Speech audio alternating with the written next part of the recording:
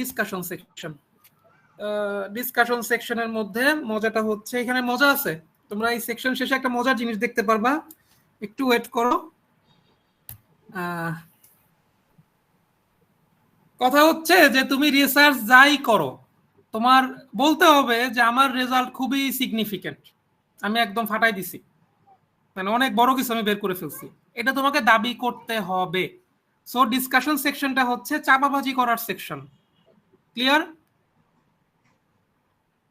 আমি কিন্তু মানে একাডেমিক সুপারভাইজারের ভাষায় কথা বলতেছি না, আমি বলতেছি একদম, যেহেতু আমি একটা খুবই মানে কি বলে একদম লাস্ট টায়ারের স্টুডেন্ট থেকে রিসার্চার হইছি, দ্যাটস ওয়াই আমি তোমাদের সাথে একটু ওই ল্যাঙ্গুয়েজেই বলতেছি যে ডিসকাশন সেকশনটা হচ্ছে চাপাবাজি করার সেকশন, যেখানে তোমাকে দাবি করতে হবে যে তোমার রেজাল্ট ভয়াবহ সিগনিফিকেন্ট, তুমি অনেক হেভি কিছু আবিষ্কার করে ফেলছো, এবং তুমি আসলে কেন এই সিগনিফিকেন্ট রেজাল্টটাই পাইলা। তোমার তো হতে পারতো তুমি অন্য কোনো রেজাল্ট পাইতে পারতা, তুমি অন্য কোনো রেজাল্ট না পেয়ে এই রেজাল্টটা পাইছো কেন, তার পক্ষে কিছু ব্যাখ্যা লিখতে হবে। ক্লিয়ার এই ব্যাপারটা? জি ভাইয়া ক্লিয়ার।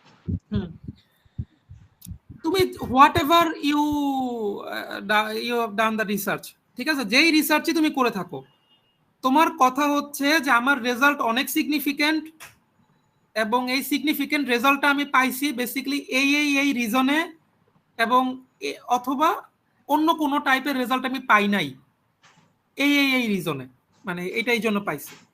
ওকে, এখন এই যে মোস্ট ইম্পর্টেন্ট চাপাবাজির যেটা most important, why should people accept your result.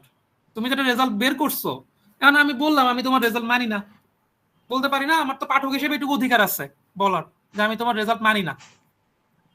So এই যে আমি যে তোমার রেজাল্ট মানি না, এটা যেন আমি বলতে না পারি, তার ব্যাখ্যা তোমার এই জায়গায় দিতে হবে, যে তোমার রেজাল্টটা এই জন্য আমি অ্যাকসেপ্ট করতে বাধ্য, এটা সায়েন্টিফিক্যালি এই জন্য সত্য।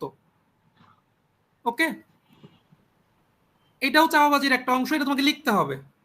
কারণ তুমি যতই বলো যে আমি এই ফ্লুইড ক্যালকুলেশন করে আমি এটা বের করছি, আমি এই ম্যাটল্যাব দিয়ে এটা করছি, আমি এনসিএস সফটওয়্যার সিমুলেশন দিয়ে এটা করছি, আমার বলার পূর্ণ অধিকার আছে যে আমি তোমার রেজাল্ট মানি না। সো এই যে আমি যে মানি না বলবো, এইটাকে তুমি আসলে কিভাবে ডিফেন্ড করবা? সো তুমি নিজেকে একজন বিতর্কের জায়গা থেকে চিন্তা করো যে না, এটা আবার মানতে হবে। কেন মানতে হবে? বিকজ আমি এই প্রসেস ফলো করে এটা বের করছি, এবং এই প্রসেস ফলো করে বের করার পরে যেহেতু এই রেজাল্ট আসছে, সো এইটার আসলে বিকল্প কিছু হতে পারে না, এটা তুমি মানতে হবে, তোমার মানিয়ে নিতে হবে, এটা হচ্ছে বিষয়। সো এই জিনিসটা তুমি এখানে লিখবা। এবং এটা আরো গুরুত্বপূর্ণ জিনিস, তুমি 1000 বর্ণনা দেওয়ার পরও আমি বললাম যে না আমি তাও মানি না, তোমার রেজাল্ট আমি মানবই না, তখন তুমি বলবা যে না আপনি কেন মানবেন না, আমার তো প্রিভিয়াস যেই লিটারেচার রিভিউ আমি করছি, 20টা পেপার আমি লিখছি, সামারি লিখছি, সেই 20টা পেপারে কিন্তু রেজাল্টটা এর কাছাকাছি ছিল, হুবহু এটা ছিল না, অন্য অন্য ওদের টপিক যেহেতু আলাদা ছিল, ওদের মেথড আলাদা ছিল, বাট ওরাও যে রেজাল্টটা বের করছে সেই রেজাল্টের সাথে আমার রেজাল্টের একটা কাছাকাছি সম্পর্ক আছে। এমন না যে আমি একবারে হাওয়া বাতাস থেকে বের করে নিয়ে আসছি, আমি যেই রেজাল্টটা পাইছি সেই রেজাল্টটা ওদের কাছাকাছি। সো এখন তো মানবেন, কারণ ওদের পেপার তো পাবলিশড পেপার, ওদেরটা যেহেতু মানিয়ে নিচ্ছেন তাহলে আমারটাও মানেন, এটা হচ্ছে তোমার লজিক। ঠিক আছে, এটাও লিখতে হবে। এবং এট দ্য সেম টাইম তখন আমি বলে বসতে পারি যে আরে ভাই, ওরা যদি ওদের সঙ্গে যদি তোমার রেজাল্ট সিমিলারই হয়, তাহলে তুমি আর নতুন কি কাজ করলা, তাহলে তুমি তো প্লেজারিজম করছো, তুমি তো টুকলিফাই করছো। এটার জন্য তোমার ব্যাখ্যা দিতে হবে কিভাবে তোমার রেজাল্ট নোভেল, এই যে এটা একটা জার্গন, নোভেল পেপার, এটা বলা হয় যে আওয়ার মানে মাই পেপার ইজ নোভেল বিকজ আগের স্টাডিগুলা এইটা বের করছে, কিন্তু আমার স্টাডিতে এটা একটু ডিফারেন্ট আসছে বিকজ আমার মেথোডোলজি ডিফারেন্ট, বা আমার টপিকটা ডিফারেন্ট, এই যে কথাটা লিখতে হয়। সো এটা দিয়ে তুমি করবা। তার মানে কি দাঁড়াচ্ছে বেসিক্যালি, দেখো তুমি পুরো ডিসকাশন সেকশনটাই চাপাবাজির। ওয়াই মানে এটা কিন্তু পুরোটাই, এখানে কিন্তু নিউমেরিক্যাল খুব বেশি কিছু নাই, তুমি কিন্তু এটা পুরোটাই লিখে আগাতে থাকবা। ঠিক আছে, যে আমার রেজাল্টটা কেন সিগনিফিকেন্ট, আমার রেজাল্ট কেন এভাবেই আসছে, অন্যভাবে আসে নাই, কেন তুমি আমার রেজাল্টটাকে অ্যাকসেপ্ট করবা, কেন মানে কিভাবে আমার রেজাল্টটা আসলে আগের রেজাল্টগুলোর সাথে কাছাকাছি ম্যাচ করে, এবং কিভাবে আমার রেজাল্টটা আগের রেজাল্টগুলোর চেয়ে নতুন বা ডিফারেন্ট। এই যে পুরো জিনিসটা, এই জিনিসটা তোমার ডিসকাশন সেকশনে থাকবে। একটু ক্লিয়ার? ভাইয়া একটা প্রশ্ন ছিল, যদি হ্যাঁ সিমিলারিটি থাকে তাহলে আবার নিউ কিভাবে হইলো, মানে আগেরটার সাথে? হ্যাঁ, ওকে, সিমিলারিটি থাকে। লাইক আগের আমি একটা ক্লোজলি পেপার পাইছি, আমি আবার সেই বুড়িগঙ্গার এক্সাম্পলে যাই। ধরো একজন রিসার্চার একটা পেপার বের করছে বা পাবলিশ করছে তুরাগ নদীর দূষণের কারণ নিয়ে, তুরাগ নদী নিয়ে, ঠিক আছে। আমি পেপার পাবলিশ করলাম বুড়িগঙ্গা নদী নিয়ে, যেহেতু বুড়িগঙ্গা নিয়ে আর কেউ আগে করে নাই। কিন্তু দেখা গেল তুরাগ নদীর দূষণের কারণ হিসেবে যে 10টা কারণ সে দেখাইছিল, আমার বুড়িগঙ্গার কারণের 10টার মধ্যে তার সাথে 5টা বা 6টা ম্যাচ করে গেছে, ঠিক আছে।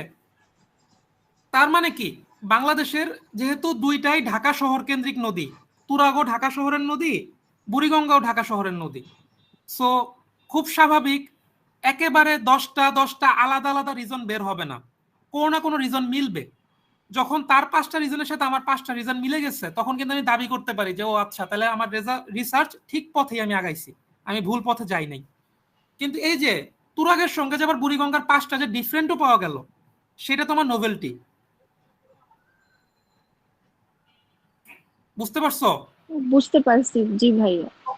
আমি একটু তাহলে আবার ইঞ্জিনিয়ারিং রিসার্চের দিকে যাই। লাইক তোমরা ধরো একটা কাঠের, যারা সিভিল ইঞ্জিনিয়ার আছো, ধরো কাঠ দিয়ে তোমরা একটা কলাম বানাবা, বা কাঠ দিয়ে মানে ইয়ে হয় কিন্তু, ওই যে শাল বা গজারি কাঠ দিয়ে কিন্তু পাইলিং করে, মানে মাটির নিচে পাইলিং হয় আর কি।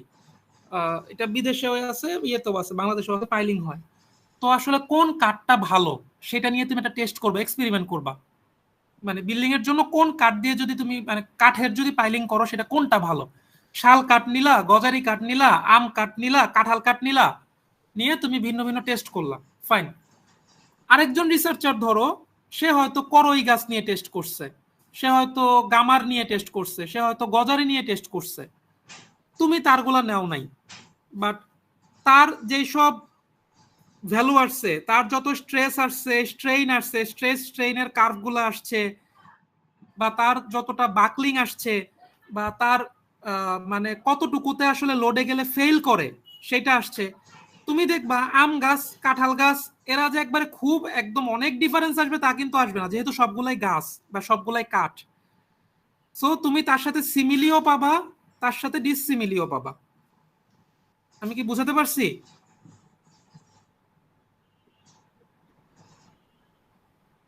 জি ভাইয়া, বুঝতে হুম। পারছি। সো মানে যে কোনো রিসার্চ তার পূর্ববর্তী রিসার্চের সঙ্গে মিলও থাকবে, অমিলও থাকবে। অমিলটা হচ্ছে তোমার নোভেলটি, আর মিলটা হচ্ছে তোমার চাপাবাজির জায়গা, যে হ্যাঁ আমারটা তো মিলে গেছে, তার মানে আমার রিসার্চটা ভুল না, আমার রিসার্চ সঠিক। এই ফাইন, খুব স্বাভাবিক। ডিসকাশন সেকশন লেখার পরে হচ্ছে তোমার কাছে ফিল হবে যে আই এম দ্য বস, আমি আসলে বিশাল কাজ করে ফেলছি, কারণ আমি লিটারেচার রিভিউ লিখে ফেলছি, আমি মেথোডোলজি লিখে ফেলছি, আমি রেজাল্ট লিখে ফেলছি, আমি ডিসকাশন লিখে ফেলছি। দ্যাট মিনস তুমি পেপারের 70% কাজ তোমার ডান, এটুকু করে ফেলার মানে, ঠিক আছে। সো স্বাভাবিকভাবে তুমি যেটা নোভেল রিসার্চ করছো, করে ফেলছো, অনেকটুকু অংশ করে ফেলছো, ঠিক আছে। তখন তোমার মধ্যে একটা ভাব চলে আসবে যে এবার আমার স্যার ডাকবা। নাটকটা দেখছো তোমরা? জি ভাইয়া। আচ্ছা, ডিসকাশন সেকশনটা পুরোটাই যেহেতু এরকমই কনসেপ্টটা, যে তুমি পুরোটাতে চাওয়াবাজি করতেছো যে আমার রেজাল্টটা সিগনিফিকেন্ট, আমার রেজাল্টটা অন্যভাবে আসে নাই, আমার রেজাল্ট এইভাবে আসছে, আমার রেজাল্ট ঠিক পথে আছে, এবং আমার রেজাল্ট নোভেল। মানে স্বাভাবিক না যে নিজেকে তুমি একটা বিশাল কিছু দেখালা আর কি, এইটা দেখানোটা জরুরি। আমি ফান করে বললেও এটুকু শিওর যে রিসার্চ পেপারের মধ্যে এই ডিসকাশন অংশটা খুবই জরুরি, তোমার রিভিউয়ারকে কনভিন্স করার জন্য। যে এই পেপারটা পিয়ার রিভিউয়ার, মনে আছে পিয়ার রিভিউ বলছিলাম, পিয়ার রিভিউ হচ্ছে যারা তোমার পেপারটা পড়ে আসলে একসেপ্ট করবে অথবা রিজেক্ট করবে অথবা ক্রিটিক্যাল সাজেশন দিবে, তাদের জন্য ডিসকাশন সেকশনটা ইম্পর্টেন্ট, তাদেরকে খুশি করার জন্য বা তোমার রিডারকে খুশি করার জন্য। ওকে, এতক্ষণে আসছে ইন্ট্রোডাকশন, মানে নিজেকে বস ফিল করে ফেললা, অনেক কিছু করে ফেলছো, এইবার তুমি লিখবা ইন্ট্রোডাকশন সেকশন। ঠিক আছে, আমাদের কি মোটামুটি গত 20 বছরে বা 30 বছরে বুড়িগঙ্গা নদী নিয়ে যত রিসার্চ হয়েছে সবগুলা রিসার্চ গুগলের সার্চ ইঞ্জিন তোমাকে দেখানো শুরু করবে, মানে গুগল স্কলার সার্চ ইঞ্জিন তোমাকে দেখাবে। এখন